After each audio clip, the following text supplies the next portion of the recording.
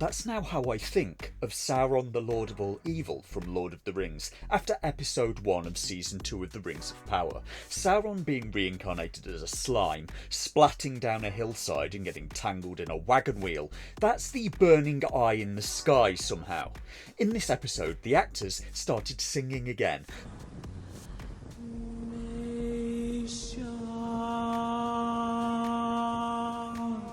The people I watched it with mostly said the episode was boring, and I fell asleep.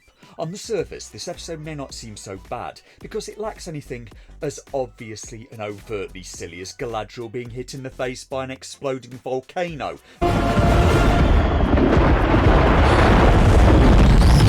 And just shaking it off. But the amount it does wrong for me is staggering.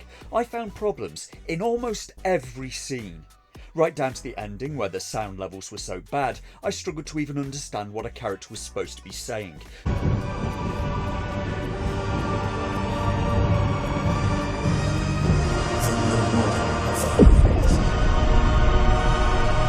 And the show has now developed the habit of using terms like Valar and Ishtar, taken from Tolkien's writing, and then I don't recall them ever explaining what these terms mean in the show.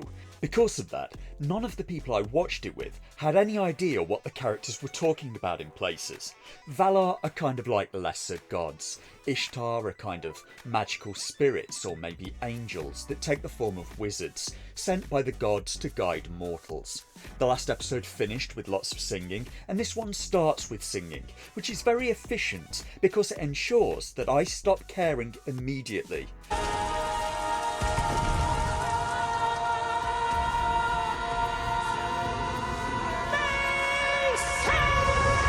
We also got the triumphant return of Captain Hey-Ho. Take it away, Hey-Ho! Captain Hey-Ho is my name. Being a pirate, that's my game. And I think I get it now. I think they hired this actress for the singing. I mean, when someone has talent like that, how can you not? And for as embarrassing as that kid's show is, she's surprisingly okay in the Rings of Power. I still maintain that the dwarf storyline in the show is the most promising thing they've got, even if I still find the bridges really silly. How many dwarves exactly a year fall off of those bridges to their doom? How did they even build them? Sadly, we spend quite a bit of this episode also learning about Dwarven agriculture. The dwarves, it turns out, grow their food inside a mountain by using a series of mirrors to direct sunlight through shafts dug to the surface. Don't even think about it. Don't worry that barely any sunlight would get through, because as shown, the mirrors would get full sun for maybe half an hour a day, or that mirrors are less than 100% efficient. What are you expecting? Hollywood writers to know how growing food works? The volcano at Mount Doom then explodes again, and the light shafts collapse, so all of the dwarves' crops start to wither. So the dwarves bring in their expert, who tells them the obvious remedy is to set dwarven dig teams to clear the shafts and dig new ones. Now, the obvious remedy is to set the dig teams to work repairing the shafts and sinking new ones. Not, just growing the plants outside in the sun. They could maybe try and get food from the elves. No, their plan is to sing at rocks, and shockingly it doesn't work.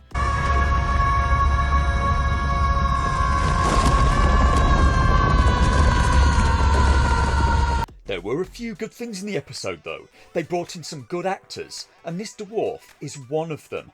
Under all that makeup is allegedly the actor Kevin Eldon, who's a great comic actor from the UK in series like Black Books. Dirty. And in this, he's completely wasted. Everyone in the show continues to be an idiot. In episode 2, I got some more clarification of what the characters are thinking, and I use that term very loosely, because this guy is Celebrimbor. Give me, my lord, where the messenger has just arrived. Can we grant him entry?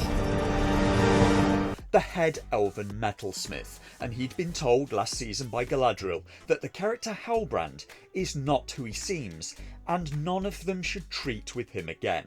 As in, none of them should talk or associate or make deals with Halbrand. And in this episode, Celebrimbor does all three. Galadriel had found out that Halbrand was actually Sauron, the Lord of all Evil. Yeah, that guy. Also, Elrond found out, and then neither of them told Celebrimbor or anyone else in the city of Eregion.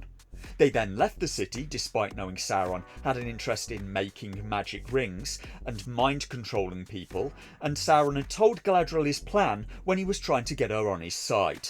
She logically knows Sauron has to go back, yet she leaves without telling anybody who he is. And last episode I was confused because Halbrand had just turned up back at the elven city of Eregion, where they'd found out he was the Lord of all evil Sauron, and they just let him in. I don't know why Sauron even went back. Somehow Sauron just seems to know Galadriel and Elrond left and didn't bother to tell anybody, despite the mortal danger. Anyway, that plotline carries on, and Celebrimbor, it seems, decided to not let Halbrand in. Lord Celebrimbor regrets to inform you. He's unable to grant you entry. What? You already let him in, dingus. You opened the gate, let him in, and then said, Halbrand, you can't come in. Sauron then just waits in the courtyard until Celebrimbor eventually talks to him and then convinces him to give him everything he wants. Sauron convinces Celebrimbor that he's a messenger from the gods come to help, and that's when he gets his blonde wig and elf ears, as he appears from a fire with music so loud and poorly balanced that Sauron was talking and I struggled to even understand him. This series cost Amazon a reported $1 billion to make, and it may have worse sound balancing than my YouTube videos do. This effing show, I'd prefer to be watching Amanda Stenberg dancing. I take that back, that's going too far. In this episode, the elves are utterly useless and stupid beyond belief. The Elven King is planning on sending the elves' armies to Mordor to attack Adar, the father of the orcs, and his group, with just the slight problem that they don't even know if the orcs are still there, and they don't know how many of them there are. But the first Elven commander suggests a plan of attacking Mordor from the east, which, looking at a map of Middle-earth, is a truly terrible plan, because the elves don't know how many orcs they're facing or even where they are. It's another roughly 1,000 miles to travel and will leave their army entirely isolated. They'll be very difficult to reinforce in case of emergency, very easy to cut off, and with long and very exposed supply lines. Whereas another one of the Elven commanders just wants the elves to attack the orcs quickly and try and catch Sauron and all of the orcs together, which is also a terrible plan, since the elves don't even know they're all together, they don't know how many of them there are, or where they are. The king sent 2 messengers to tell Celebrimbor that Halbrand was Sauron last episode, but they both got done in off camera, not even sure by who. Orcs, I guess. It appears an unknown number of orcs are now right in the heart of elven lands, and the elves haven't even noticed. And the closest thing this episode gets to a fight scene, this all happens off camera. So what for me would be the most logical thing to do if you were the king here? For me, send out scouts to find the number and locations of the enemy and try to find the messengers. Take the entire army that you're going to send to Mordor and send it to Eregion instead. Eregion is on the way to Mordor. Instead, Galadriel's plan is to load up the elven army onto ships, sail it this way through the ocean and up the river Anduin and attack Mordor from the west. So her plan is to load up the elven army onto ships and sail it through the ocean, where she knows from season 1 there's a giant ship-destroying sea monster. What says the commander of the northern armies? Galadriel. We should send ships up the Anduin. Invade Mordor from the west. The writing on the show is terrible. It's embarrassingly bad. And the king then says, see to the preparations. See to the preparations. What preparations? Which of the 3 plans are you going with? Which one should they prepare? Galadriel then tries to suggest to the king that Sauron may not even be in Mordor any longer, and that his true goal is to mind control everyone using rings, and for that he needs Celebrimbor. And the king responds, Sauron is alone and without army or ally.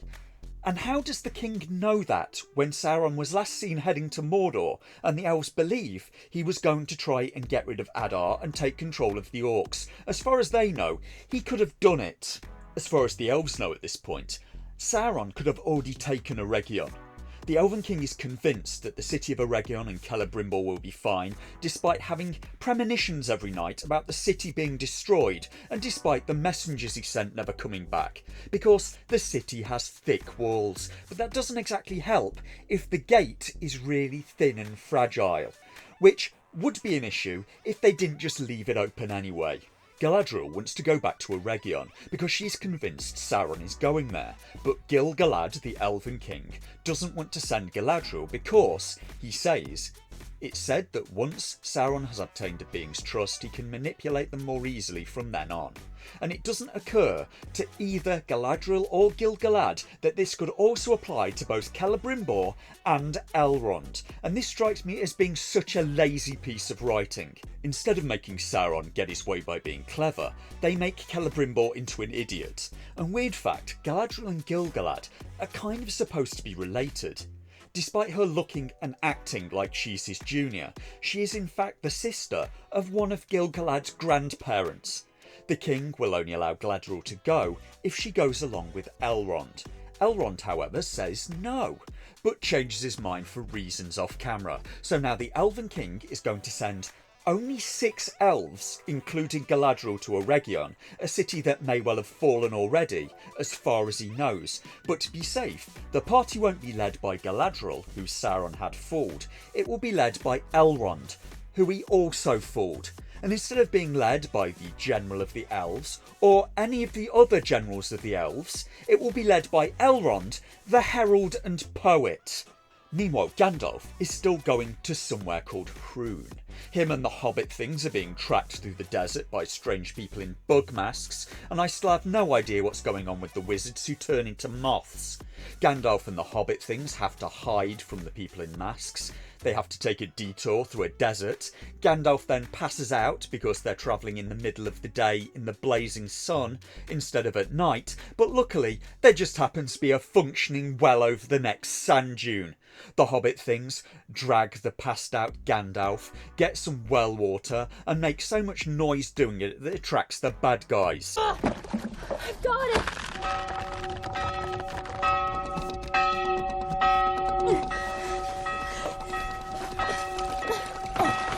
So Gandalf does some magic badly again and blows the hobbits away in a whirlwind. The show has brought in the actor Ciarán Hinds as a dark wizard. He's a fine actor, but sadly, I don't think he can save scripts of this quality unless he tries to rewrite them. If you only knew the power of one, the power of two, the power of many.